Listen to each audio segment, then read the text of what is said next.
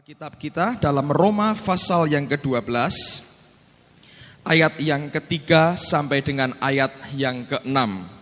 Roma pasal 12 ayat 3 sampai dengan ayat yang ke-6. Sebelum kita baca, coba dengarkan dulu saudara. Yang namanya iman itu sesuatu yang menarik sekali sebetulnya. Karena ada teman saya pernah berkata, wah saya ini senangnya bermain-main dengan iman gitu istilahnya dia. Bukan dalam arti kata membuat sebagai barang murahan, tapi ini menarik. Karena Alkitab berkata tanpa iman tidak mungkin kita berkenan kepada Allah. Dan dengan iman kita bisa melakukan banyak hal yang luar biasa seperti yang penulis surat Ibrani itu katakan.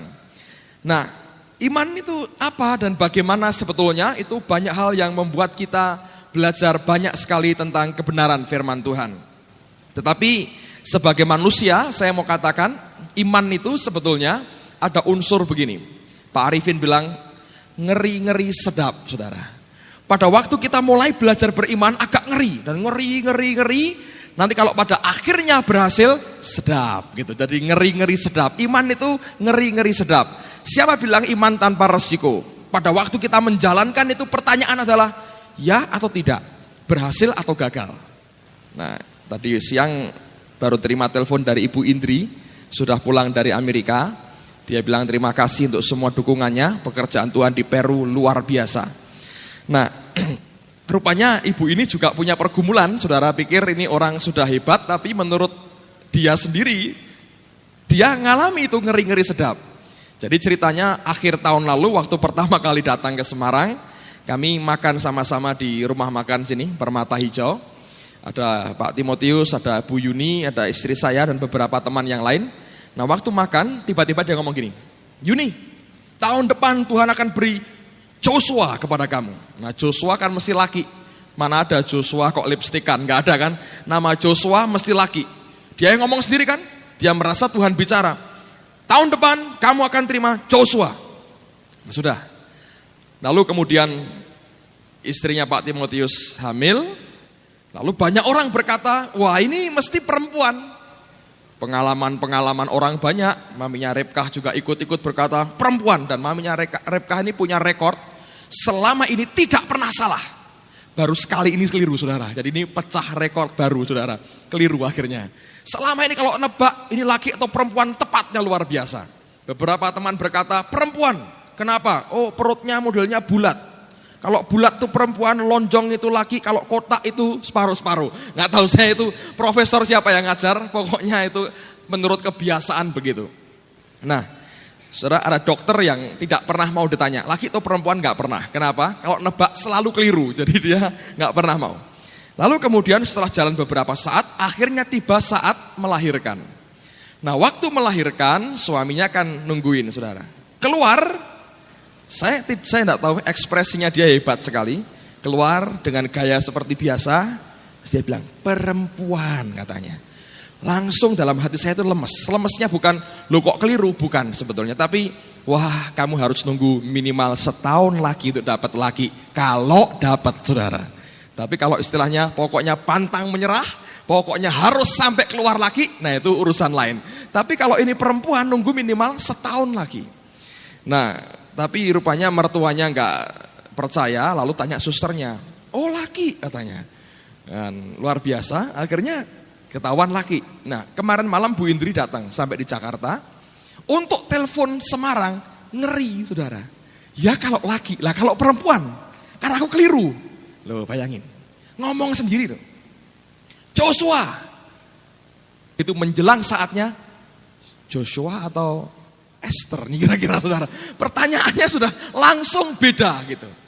Itu yang namanya iman. Memang ngeri-ngeri sedap.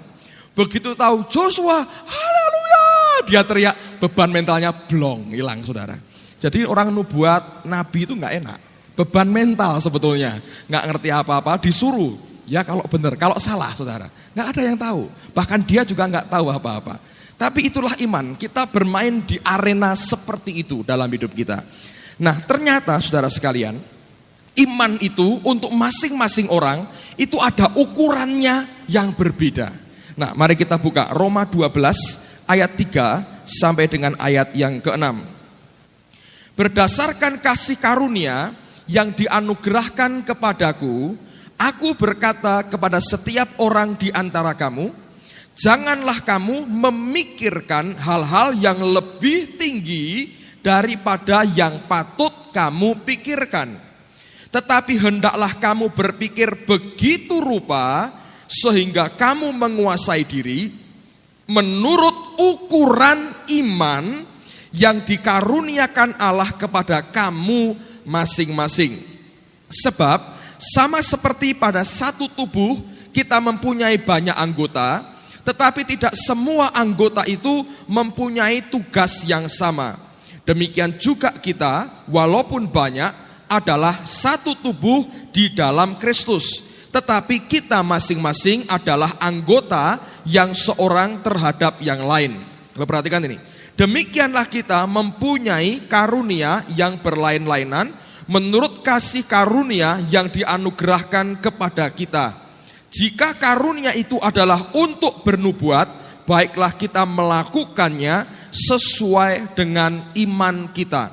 Nah, pada ayat yang ke-6, kalimat terakhir bahasa Inggrisnya, let us prophesy according to the proportion of faith.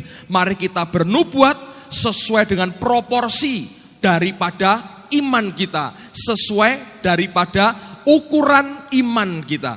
Jadi setiap kita itu punya ukuran iman masing-masing. Bukti yang kedua, lihat pada Efesus pasal yang keempat. Efesus pasal yang keempat, ayat yang ke-7. Efesus pasal 4, ayat yang ke-7. Efesus 4, ayat yang ke-7. Tetapi kepada kita masing-masing telah dianugerahkan kasih karunia menurut ukuran pemberian Kristus. Saya ulang lagi, Anda perhatikan. Tetapi kepada kita masing-masing telah dianugerahkan kasih karunia menurut ukuran pemberian Kristus. Dalam bahasa Inggrisnya, is given grace according to the measure of the gift of Christ. Sesuai dengan ukuran daripada pemberian atau karunia daripada Kristus. Nah, setiap kita terima ukuran tertentu. Dan ukuran yang satu dengan yang lain ternyata berbeda, saudara. Nah, ini yang kita harus mengerti. Oleh karena itu, kalau kita punya ukuran yang tidak sama, biarlah kita jangan saling menghakimi. Yang punya besar jangan berkata, kenapa kamu kecil? Karena begini, iman makin besar ukuran iman yang Allah berikan kepada kita, makin besar pula Allah memberikan anugerahnya dalam hidup kita. Makin kecil akan ukuran iman kita, makin sedikit apa yang kita bisa nikmati dari Tuhan. Nah, coba buka bukti yang ketiga. Saya suka ayat ini. Amsal pasal yang ke-30. Amsal pasal yang ke-30, ayat yang ke-7 sampai dengan ayat yang ke-9. Terutama perhatikan nanti pada ayat yang ke-8, pada kalimat yang kedua. Amsal 30 ayat 7 sampai dengan ayat yang ke-9. Ini salah satu ayat favorit saya yang memberikan keseimbangan yang baik sekali dalam iman kita, memberikan balance dalam hidup kita. Amsal 30 ayat 7 sampai dengan ayat yang ke-9. Dua hal aku mohon kepadamu, jangan itu kau tolak sebelum aku mati, yakni jauhkanlah daripadaku kecurangan dan kebohongan. Jangan berikan kepadaku kemiskinan atau kekayaan. Biarkanlah aku menikmati makanan yang menjadi bagianku. Supaya kalau aku kenyang, aku tidak menyangkalmu dan berkata, siapa Tuhan itu? Atau kalau aku miskin, aku mencuri dan mencemarkan nama Allahku. Penulis ini berkata, aku tidak minta kemiskinan, tapi juga aku tidak minta kekayaan. Biarkanlah aku menikmati makanan yang menjadi bagianku. Dalam bahasa Inggrisnya, feed me with the food that is my portion.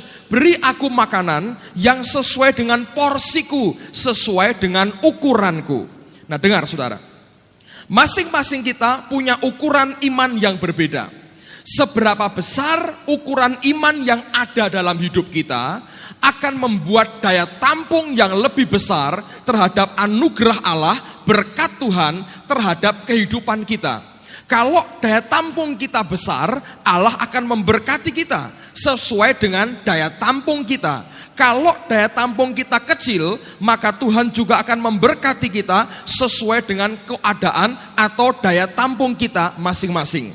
Contoh yang paling jelas adalah ketika ada seorang janda, suaminya bekas nabi sudah meninggal dunia. Datang kepada Elisa berkata begini, "Tuanku, suamiku sudah mati, sekarang aku banyak hutang. Dan orang yang memberikan piutang kepadaku, orang ini sekarang menagih akan uangnya. Dan kalau aku tidak bisa bayar, maka kedua anak laki-lakiku akan diambil sebagai bayarannya." Lalu kemudian hamba Allah ini berkata, "Apa yang kamu punya, Ibu?" Dia berkata, "Saya hanya punya minyak sebanyak buli-buli, sebesar buli-buli. Hanya itu yang saya punya." Lalu Nabi ini berkata, "Engkau pergi kepada tetanggamu, pinjam tempayan di sana." Dan dikatakan, "Jangan terlalu sedikit. Lalu tuangkan minyak dari buli-buli itu pada setiap tempayan. Kalau sudah penuh, ganti tempayan berikutnya." Dan kemudian dikerjakan. Dia pinjam sejumlah tempayan, lalu kemudian dituangkan minyak itu di dalamnya. Apa yang terjadi? Minyak itu terus mengalir dan tidak berhenti sampai pada tempayan yang terakhir mulai terisi. Dan pada waktu tempayan terakhir penuh, apa yang terjadi? Minyak itu berhenti secara otomatis. Artinya, pada waktu daya tampungnya sudah maksimal, tidak bisa diisi lagi, maka itulah saatnya di mana Allah menghentikan berkatnya. Kenapa? Lihat akan sifatnya Allah. Ketika Yesus memberi makan 5.000 orang, Alkitab berkata akhirnya sisa makanan itu, roti dan ikan. Alkitab berkata, Anda baca di Alkitab Anda masing-masing, Yesus berkata kepada murid-muridnya, "Kumpulkanlah sisanya supaya jangan ada yang terbuang." Nah, setiap berkat yang Dia berikan kepada kita, Allah tidak mau berkat itu terhambur-hambur sampai tercecer dan kemudian terbuang. Dia memberikan kepada masing-masing kita sesuai dengan kadar, sesuai dengan ukuran yang ada dalam kehidupan kita. Makin besar ukuran dalam hidup kita, makin banyak Dia memberi. Makin sedikit pula Dia memberi. Contoh kedua tentang perumpamaan tentang talenta. Alkitab menggambarkan ada seorang raja yang bepergian dan dia memberikan kepada 3 orang pegawainya masing-masing modal kerja. Yang pertama diberi 5 talenta, yang kedua diberi 2 talenta, yang ketiga diberi 1 talenta. Alkitab berkata masing-masing menurut kesanggupannya. Bukan soal like and dislike, bukan soal aku senang atau enggak senang. Alkitab berkata masing-masing sesuai dengan kemampuannya. Nah, ternyata yang dapat 5 jadi 10, yang 2 jadi 4, yang 1 tinggal 1 karena tidak dikerjakan. Saudara sekalian, ketika semua diadili, yang 1 ini akhirnya diambil. Kemudian talenta ini diberikan kepada yang siapa? Justru diberikan kepada yang sudah punya 10. Kenapa? Karena yang 10 ini sanggup terima lebih daripada itu. Anda tidak percaya? Coba buktinya begini. Anak pelajar banyak sekali ya. Coba satu kali misalnya, kita makan sama-sama. Makan soto supaya murah meriah ya. Makan soto apa? Jangan, terlalu murah itu. Cari yang lain, makan soto. Nah, Anda perhatikan, ada anak-anak, terutama putri, yang takut terlalu perkasa gitu ya, makannya itu dijaga. Sehingga setengah mangkok aja sudah terlalu banyak. Kalau misalnya dia makan yang jual keliru, diberi 1 mangkok, kan tidak mungkin. Pak, kembalikan yang setengah, nggak mungkin kan, karena soto sudah campur dengan air, mana mungkin dikembalikan. Lalu akan dicari orang siapa yang bisa menghabiskan, yang mau terima yang separuh ini. Bukan dicari orang yang sesama putri, yang sesama takut perkasa, saudara. Tapi dicari teman laki yang sudah tambah 2 mangkok sekaligus. Ketika dilihat, lah ini makannya banyak, Justru yang makannya banyak ditawari, mau nggak tambah separuh? Biasanya mau, saudara. Karena setengah mangkok itu masih ada reserve di belakang sini. Digoyang sedikit, nah ini setengah mangkok ditambahkan. Yang sudah tidak mau, terlalu kenyang, nggak akan ditambah. Justru yang makannya banyak malah ditambahi lagi. Dan sebagian besar, kebanyakan, ya saudara. Wah puji Tuhan, gitu kira-kira gitu. Senangnya luar biasa, pulang sambil wah gitu, rasanya mantap sekali. Nah hal yang sama dengan Allah. Makin kapasitasmu besar, saudara akan makin mudah terima tambahan dari Allah. Makin kecil kapasitas kita, makin Tuhan itu tidak tega nambahi lagi saudara. Takut pecah tempatnya. Nah oleh karena itu dalam tubuh Tuhan, dalam gereja Tuhan, tidak boleh sebetulnya ada yang namanya kecemburuan sosial. Ini harus lenyap dari gereja Tuhan. Karena keadilan Allah tidak sama dengan komunis. Komunis berkata sama rata sama rasa. 2 orang, 3 orang dapat 10, bagi 2, bagi 3. Sama rata sama rasa. Dan terbukti itu gagal. Lihat Rusia hancur, Eropa Timur hancur, Kuba hancur, Cina juga hancur. Gak ada kemajuan, sama rata sama rasa. Tapi Allah tidak seperti komunis. Dia memberikan sesuai dengan ukuran, proporsi, porsi masing-masing. Feed me with the food, that is my portion. Beri aku makanan yang sesuai dengan porsiku. Nah ternyata saudara sekalian, kalau kita bertanya, apakah ukuran yang ada pada masing-masing kita ini merupakan ukuran yang mati? Ternyata tidak. Ukuran itu bisa berkembang dan bisa bertambah besar. Coba buka Alkitab saudara. Dalam 2 Korintus pasal yang ke-10. 2 Korintus pasal yang ke-10. Ayat 13 sampai dengan ayat yang ke-15. 2 Korintus 10 ayat 13 sampai dengan ayat yang ke-15. 2 Korintus 10 ayat 13 sampai dengan ayat yang ke-15. Sebaliknya, kami tidak mau bermegah melampaui batas, melainkan tetap di dalam batas-batas daerah kerja yang dipatok Allah bagi kami. Dalam bahasa Inggrisnya, Paulus berkata, according to the measure, sesuai dengan ukuran yang ditetapkan Allah bagi kami. Yang meluas sampai kepada kamu juga. Sebab dalam memberitakan Injil Kristus, kami telah sampai kepada kamu, sehingga kami tidak melewati batas daerah kerja kami, seolah-olah kami belum sampai kepada kamu. Kami tidak bermegah atas pekerjaan yang dilakukan oleh orang lain di daerah kerja yang tidak dipatok untuk kami. Tetapi kami berharap, perhatikan, bahwa apabila imanmu makin bertumbuh. Bahasa Inggrisnya, when your faith is increase. Ketika imanmu itu bertambah, bertumbuh, kami akan mendapat penghormatan lebih besar lagi di antara kamu jika dibandingkan dengan daerah yang dipatok untuk kami. Jadi Paulus berkata, iman kita bisa increase, bisa bertumbuh, bisa tambah besar. Jangan berkata, oh nasib saya dipatok Tuhan ukuran segini, sampai nanti saya mati ya tidak akan ada perubahan. Tidak. Rupanya ukuran iman yang dia beri itu bisa bertumbuh, bisa berkembang, bisa increase, bisa bertambah-tambah. Nah ini yang kita harus mengerti. Nah oleh karena itu perhatikan saudara, ada bahayanya kalau sampai iman kita tidak bertumbuh. Kalau sampai iman kita adalah iman dari wujud kenyataan iman yang lemah. Coba buka Roma pasal yang ke-14 ayat yang pertama. Dikatakan demikian oleh firman Tuhan. Terimalah orang yang lemah imannya tanpa mempercakapkan pendapatnya. Saya ulang lagi, dengar baik-baik. Terimalah orang yang lemah imannya tanpa mempercakapkan pendapatnya. Berarti Allah sendiri berkata, kalau ada orang yang imannya lemah, ya terima dia sebagai saudara, tapi pendapatnya, pikirannya, Alkitab berkata, tidak usah dibicarakan, tidak usah didiskusikan. Anggap aja nggak ada, ya, masukkan lemari, kunci, selesai. Nah, kenapa? Kenapa sampai Allah berkata, tidak usah dipercakapkan, nggak usah diperdulikan, nggak perlu didiskusikan pendapatnya. Ada orang berkata, Pak, apa itu bukan penghinaan kepada orang itu sendiri? Ya entah, saudara. Tuhan ngajar begitu. Dia berkata kalau ada orang yang lemah imannya, jangan didiskusikan pendapatnya. Kenapa?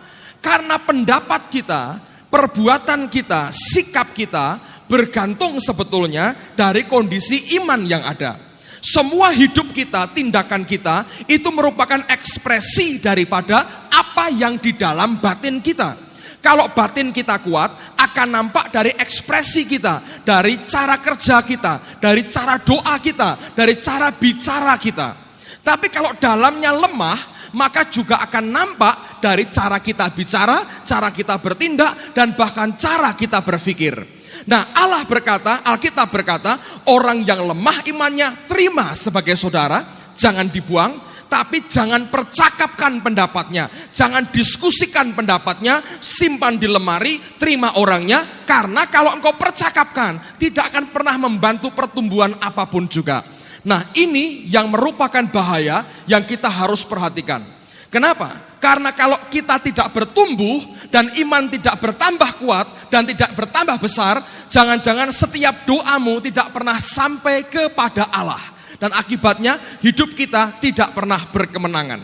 Pertanyaannya sekarang adalah, bagaimana kita bisa berkembang? Bagaimana ukuran iman kita bisa berkembang? Buka dalam Roma pasal yang ke-12. Tadi sudah kita baca ayat yang ketiga tentang ukuran iman. Sekarang perhatikan dari mana ukuran iman itu ada. Lihat Roma 12 ayat 1 dan ayat yang kedua. Setelah ini akan saya jelaskan kepada saudara secara lebih detail bagaimana kita bisa bertumbuh. Roma 12 ayat 1 dan ayat yang kedua. Karena itu saudara-saudara, demi kemurahan Allah, aku menasihatkan kamu supaya kamu mempersembahkan tubuhmu sebagai persembahan yang hidup, yang kudus, dan yang berkenan kepada Allah. Itu adalah ibadahmu yang sejati. Perhatikan ayat berikut ini. Janganlah kamu menjadi serupa dengan dunia ini, tetapi berubahlah oleh pembaharuan budimu, sehingga kamu dapat membedakan manakah kehendak Allah. Titik 2, apa yang baik, yang berkenan kepada Allah, dan yang sempurna. Nah, sekarang dengar baik-baik. Ada 3 tingkatan. Yang baik, yang berkenan, dan yang sempurna. Bahasa Inggrisnya, yang baik, yang acceptable, yang bisa diterima, dan yang perfect, yang sempurna. Semua hal yang baik belum tentu diterima, saudara. Semua yang baik belum tentu diterima. Kita tahu semua itu. Kalau Anda hanya berbuat baik, Yesaya berkata, kebaikan kita seperti kain kotor, seperti gombal. Tidak semua hal yang baik yang kita kerjakan diterima oleh Allah. Oleh karena itu hati-hati. Tapi ada orang Kristen yang berkata, pokoknya aku mengerjakan hal yang baik. Nah, sampai disitulah levelnya. Dia belum bisa mencari apa yang acceptable, yang bisa diterima oleh Allah. Dia nggak tahu itu. Dia hanya tahu, pokoknya aku ngerjakan hal yang baik, titik. Apakah diterima atau tidak, waktunya pas atau tidak, caranya tepat atau tidak, aku gak peduli. Pokoknya baik, titik, aku kerjakan. Ada orang Kristen seperti itu. Yang lebih berkembang adalah orang yang bukan hanya mengerjakan asal baik, tapi acceptable, diterima oleh Tuhan. Walaupun diterima, belum tentu yang diterima itu sempurna. Contohnya Petrus, saudara. Yesus bertanya pada Petrus, Petrus, apakah engkau agape dengan aku? Agape itu kasih ilahi. Dia berkata, Tuhan, aku phileo, kasih manusiawi dengan engkau. Kedua kali ditanya, Petrus, apakah engkau agape dengan aku? Dia bilang, Tuhan, aku hanya punya phileo dengan engkau. Yang ketiga, Tuhannya turun. Petrus, apakah engkau phileo dengan aku? Dia bilang, ya Tuhan, phileo. Dan tetap Yesus berkata apa? Gembalakanlah domba-dombaku. Apa yang Petrus punya acceptable di hadapan Tuhan, diterima, tapi belum sempurna. Nanti kelak Tuhan akan menyempurnakan. Anda bisa mengerti itu. Tidak semua yang baik diterima oleh Allah. Tapi tidak semua yang dia terima sempurna. Tidak, saudara. Nah, orang Kristen tergantung dari kondisi imannya, ekspresi perbuatannya, dan ibadahnya akan kelihatan. Ada yang begitu lemah sampai nggak ngerti apa yang diterima oleh Tuhan. Dia kerjakan aja semua yang baik. Ketika dia makin kuat, makin berkembang imannya, makin besar rohnya, maka dia bisa mengerjakan semua yang acceptable, yang Bapak berkenan. Lalu ketika dia makin berkembang lagi, dia tahu apa yang sempurna, yang Bapak sendiri kehendaki. Nah, sekarang pertanyaannya, bagaimana bisa berkembang dalam hidup kita? Ukuran iman, kondisi roh bisa berkembang, caranya bagaimana? Paulus berkata, dia gunakan kata apa? Berubahlah oleh pembaharuan akal budimu. Kata berubah, dengar saudara, kata berubah itu dari kata Yunani metamorfo. Dari kata metamorfo ini lahir kata metamorfosa. Kalau Anda pernah belajar metamorfosa, yaitu suatu perubahan bentuk. Nah, sekarang saya mau jelaskan buat saudara. Setiap bentuk yang kita ada hari ini akan kelihatan dari ekspresi kita. Ambil contoh kupu-kupu. Ada paling tidak secara garis besar ada 3 bentuk yang berbeda sebelum jadi kupu-kupu. Pertama ulat, lalu kemudian apa? Kepompong, baru kemudian kupu-kupu, betul? Nah, Anda perhatikan, ini kan dari spesies yang sama, jenis yang sama. Yang ulat bukan karena ini cucunya naga sehingga seperti ulat, tidak. Tapi ini akhirnya toh jadi kupu-kupu. Ada ulat, terus kepompong, baru kemudian kupu-kupu. Nah, Kristen ulat itu mungkin saudara begini, makanya daun kan? Daun dimakan, daun dimakan, daun dimakan. Terus lihat kepompong, sebetulnya sama. Sama ini adalah keturunannya kupu-kupu semua. Tapi karena masih berbentuk ulat, dia berkata begini, orang kok jadi kepompong, gak pernah mau kerja, angkrem terus di dalamnya. Mbok coba turun nih loh daun, makan yang enak. Kerja, jangan tidur terus. Orang kok kerjanya sembayang terus. Kerja dong, jangan sembayang terus. Kita kalau gak kerja, gak boleh makan, kata firman Tuhan. Tapi yang jadi ulat berkata, orang kok kerja terus, bu aku ini diem menikmati hadirat Tuhan. Kamu kerja terus, bodoh itu, nggak ada gunanya, ngerembetnya pelan-pelan, gila nih, marahi gatel. Aku ini loh tenang dalam hadirat Tuhan, bisa makan tidak mati, di luar mematikan, di dalam ada hadirat Allah. Tapi ada yang jadi kupu-kupu, dia berkata, ulat gobloknya luar biasa, daun pahit kok dimakan. Ini loh, madu bunga ini indahnya, enaknya luar biasa. Mesti seperti aku, makannya madu seperti Yohanes Pembaptis katanya. Nah ini kan golongan nabi, makan madu, jangan daun dikrokoti seperti itu. Itu kan gilani sekali katanya. Dan tidak ada vitaminnya, pahit, mana enaknya. Ini loh, madu enak.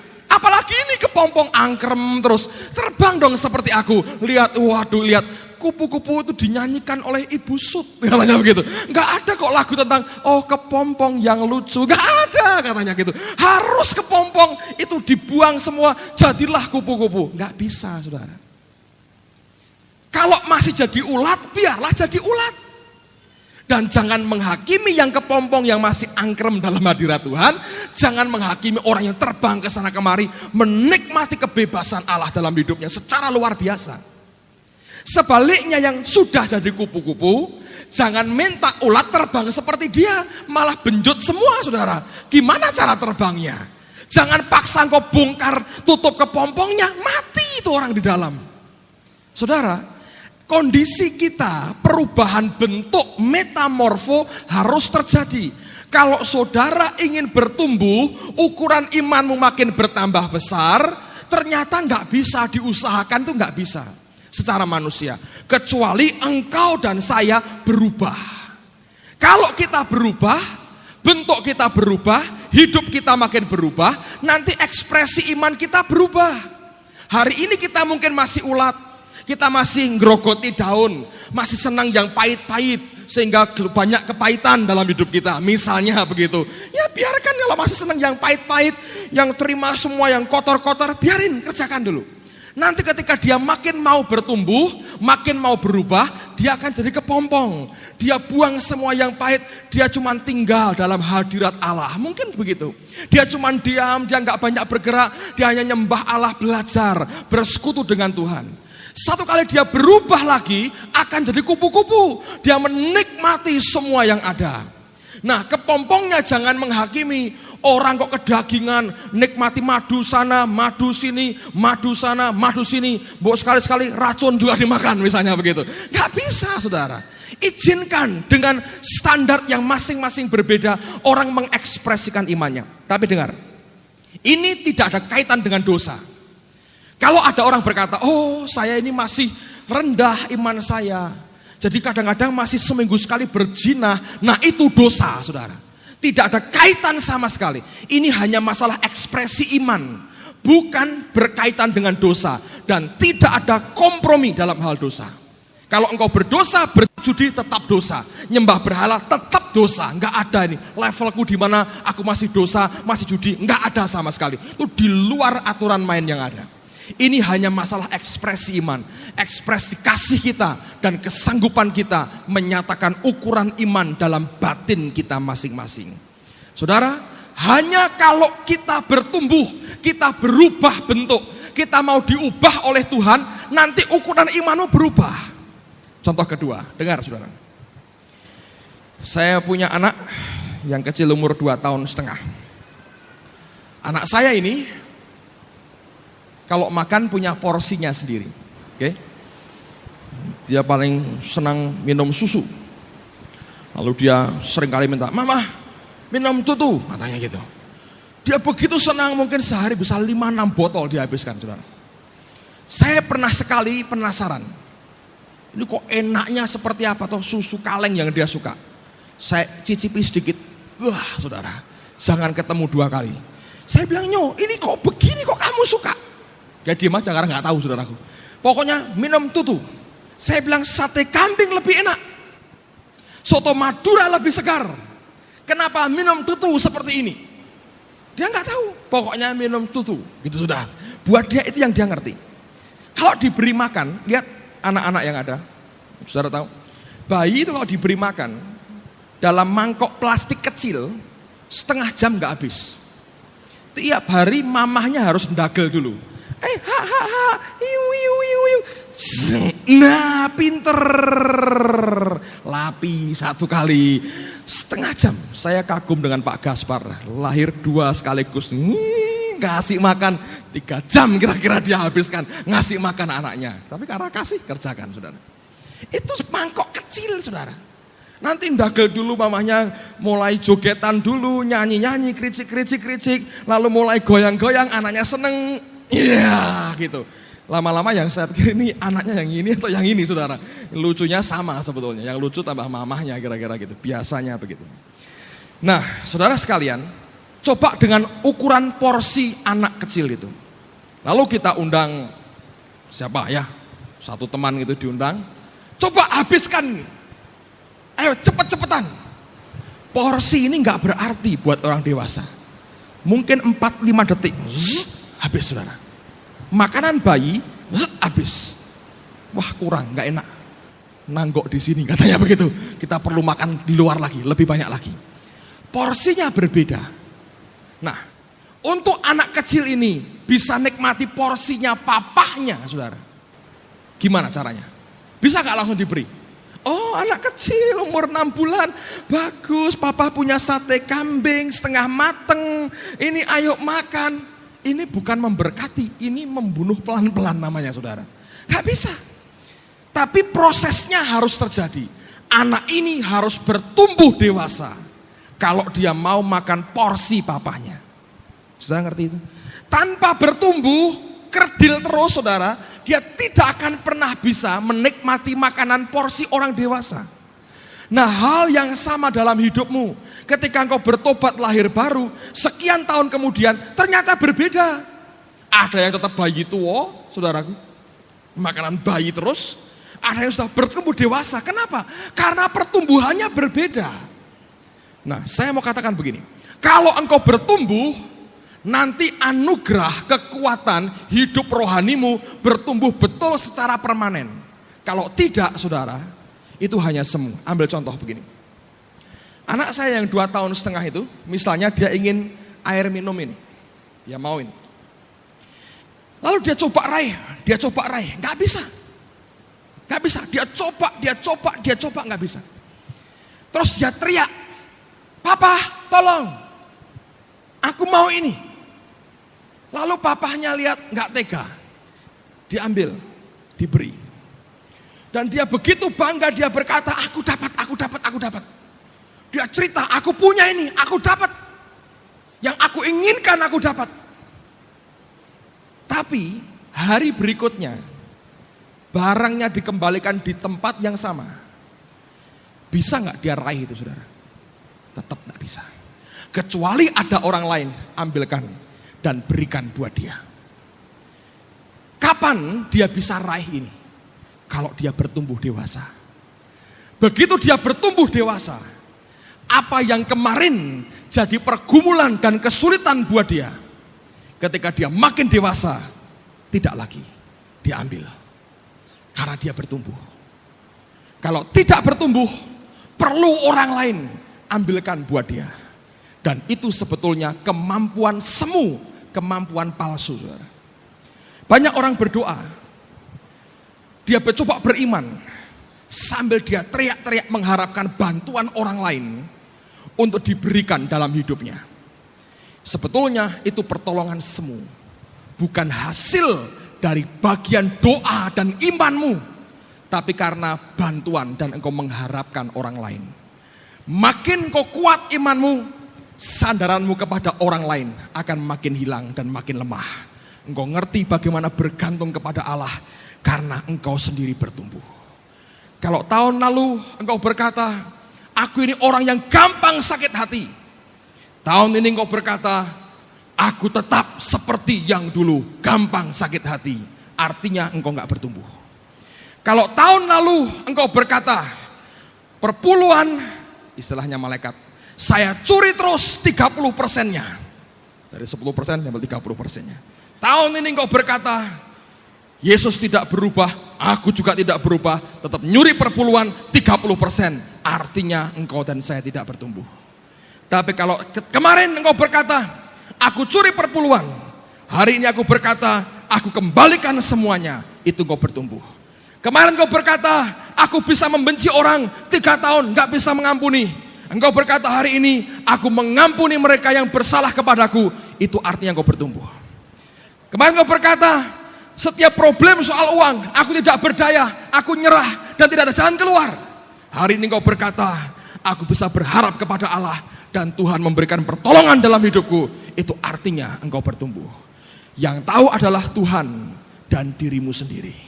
Jangan sampai ada pertumbuhan yang semu hanya karena orang lain yang tolong hidupmu dan engkau bergantung kepada orang lain. Tapi kalau engkau belajar bertumbuh, satu kali kelak yang kemarin jadi persoalan, sekarang tidak lagi. Belajar memproyeksikan diri kita ke depan, ke tempat di mana Allah ingin dalam hidup kita. Ayat yang terakhir sebelum kita selesai, buka bersama-sama dengan saya 2 Korintus pasal yang ketiga, ayat yang ke-18. 2 Korintus pasal 3, ayat yang ke-18. 2 Korintus 3, ayat yang ke-18. Luar biasa ayat ini. Alkitab berkata, dan kita semua mencerminkan kemuliaan Tuhan dengan muka yang tidak berselubung. Dan karena kemuliaan itu datangnya dari Tuhan yang adalah roh, maka kita diubah menjadi serupa dengan gambarnya dalam kemuliaan yang semakin besar. Dalam bahasa Inggrisnya berbunyi, diubah from glory to glory, dalam kemuliaan yang satu kepada kemuliaan yang berikutnya yang lebih besar, even as by the Spirit of the Lord. Itu dikerjakan oleh roh Allah sendiri. Allah mau mengubah kita. Kalau engkau berubah, engkau diubah dari satu kemuliaan kepada kemuliaan berikutnya. Dan itu dikerjakan oleh roh Allah dalam hidupmu. Belajar memproyeksikan hidup kita, mengarahkan hidup kita kepada apa yang di depan sana dan bukan apa yang hari ini kita hadapi. Kita harus berkata, aku mesti bertumbuh sampai aku sama seperti dia. Aku mesti bertumbuh seperti yang Tuhan mau. Aku bergerak ke sana seperti yang Tuhan inginkan. Saya mau akhiri dengan cerita ini. Saya pernah kuliah di Undip bagian sejarah dan kami pernah belajar satu pelajaran yang menarik sekali. Di Mesir, saya lupa daerahnya, ditemukan satu peninggalan kuno, yaitu berupa menara yang terletak di tepi pantai. Saudara, yang aneh di sini, setiap peninggalan kuno sebetulnya akan menunjuk kepada siapa raja yang memerintahkan bangunan itu dibuat. Tidak pernah insinyurnya itu ditulis di situ, nggak pernah. Nggak pernah, oh bas borongnya Pak Min, nggak pernah. Tapi siapa yang memerintahkan bangunan itu dibuat, itu yang ditulis. Prasastinya ada. Kalau bentuk joglo atau bentuk apa, oh raja ini memerintahkan begini. Tapi yang ngerjakan itu nggak pernah ditulis. Kecuali satu di Mesir, ditemukan hal yang aneh.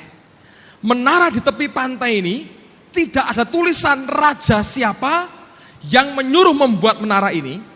Tapi pada batunya, bagian paling bawah itu, ada tulisan jelas sekali. Menara ini dibuat oleh seorang yang bernama ini. Jelas sekali. Dan itu bukan raja. Dicari data di kerajaan Mesir, tidak pernah kenal nama itu. Dari namanya, dia bukan bangsawan, dia bukan raja. Tapi dia mengaku pembuat atau yang membuat menara itu. Sampai ini membingungkan, ini gejala apa? Diteliti, ternyata ketahuan, saudara. Rupanya insinyur Mesir kuno ini pinternya luar biasa. Dia tidak melihat apa yang dihadapi hari ini. Dia memandang ke depan, memproyeksikan hati dan arah hidupnya ke depan sana. Bagaimana caranya? Anda tahu? Pinternya luar biasa. Menara itu dibuat dari batu yang diatur begitu rupa, kuat sekali. Di batu itu dia pahat namanya, terus dia lapisi dengan barang tertentu, terus dia tutup dengan semen. Nah, di semen yang di luar ini, itu yang dia ukir nama rajanya pada waktu itu. Dia buat begitu halus sampai semenan itu begitu rapi, dan pada semen itu dia sengaja tulis nama raja itu. Dia tulis besar, jelas sekali. Ternyata dia ngerti satu perkara. Menara ini di tepi laut dan air laut akan mengerosi. Dan cukup pakai makan waktu lama sekali. Dan dia ngerti satu perkara. Satu kali air laut ini akan mengerosi semua yang di permukaan. Sampai nanti kalau aku mati, raja mati, semua mati, orang-orang yang terkemudian hanya akan tahu namaku di situ dan tidak tahu nama rajanya. Ketika akhirnya ketahuan seperti itu, orang sejarawan berkata, ini orang pinternya luar biasa. Dia berkata, raja, hari ini aku bangunkan namamu di situ. Tapi anak cucu kita tidak pernah tahu kamu yang suruh, tapi mereka akan tahu aku yang buat. Ini orang yang punya proyeksi ke depan, saudara. Ngerti? Kalau engkau hanya bergumul, susah, bayar utang, pikiran cepet, suaminya nyeleweng, anak nakal semua, kerjaan tidak punya, hanya ngurusi yang di sini terus. Satu kali hidupmu tererosi dan tidak ada kemajuan apa-apa. Tapi kalau engkau belajar tegak, melihat aku perlu memandang ke depan, ada sasaran yang aku tuju, aku harus berubah, metamorfosa. Aku tidak hanya apa yang aku ada hari ini, besok aku berubah, lusa aku berubah lagi, tiap hari aku berubah. Kalau kita belajar memproyeksikan yang di depan, engkau akan terima kemuliaan dari Tuhanmu. Amin, saudara. Mari kita berdiri bersama-sama. Haleluya. Naikkan pujian ini, beriku hati untuk menyembahmu. Saya suka lagu ini. Ada seorang wanita bernama Maria yang memberikan minyak narwastu yang mahal, lebih dari 300 dinar. Dikecam oleh orang kanan kiri. Mereka berkata, untuk apa pemborosan ini? Yesus berkata, biarkan. Dia telah mengerjakan hal yang baik. Orang miskin selalu ada padamu, tapi aku tidak selalu ada di tengah-tengah kamu. Dia telah menyiapkan urapan ini untuk penguburanku. Dan dia berkata, kemana saja Injil diberitakan, apa yang dibuat akan disebut untuk mengingat akan dia. Ada orang yang melihat proyeksi ke depan, dia berubah, dia bertumbuh. Dimulai ketika dia sit together in the heavenly places. Dia duduk di kaki Yesus. Orang yang belajar duduk di kaki Yesus akan tahu bagaimana memberi yang terbaik sesuai dengan hati Allahnya. Orang yang mau bertumbuh, melihat ke depan, kita harus berkata, Tuhan, beri metamorfosa berlaku dalam kehidupanku. Lebih besar lagi, Allah mau setiap kita berubah. Hanya kalau engkau berubah dan bertumbuh, ukuran iman yang Allah beri akan berkembang dalam hidupmu. Dan anugerahnya permanen dalam hidup kita. Amin, saudara. Mari naikkan pujian ini. Beriku hati, beriku hati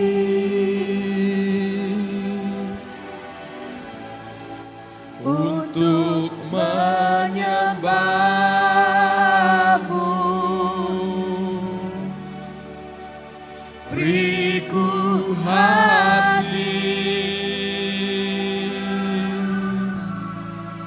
untuk mengasihimu.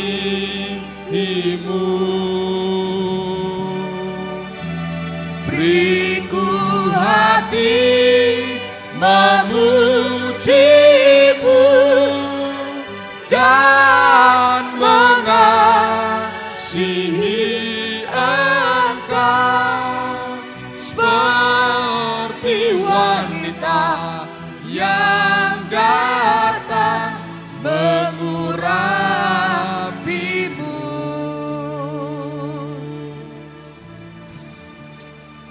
Beriku hati, beri kami hati seperti ini Tuhan, untuk menyembahmu. Beriku hati untuk mengasihimu. Beriku hati memujimu dan mengasihi Engkau seperti wanita yang datang mengurapimu. Beriku hati memujimu. Beriku hati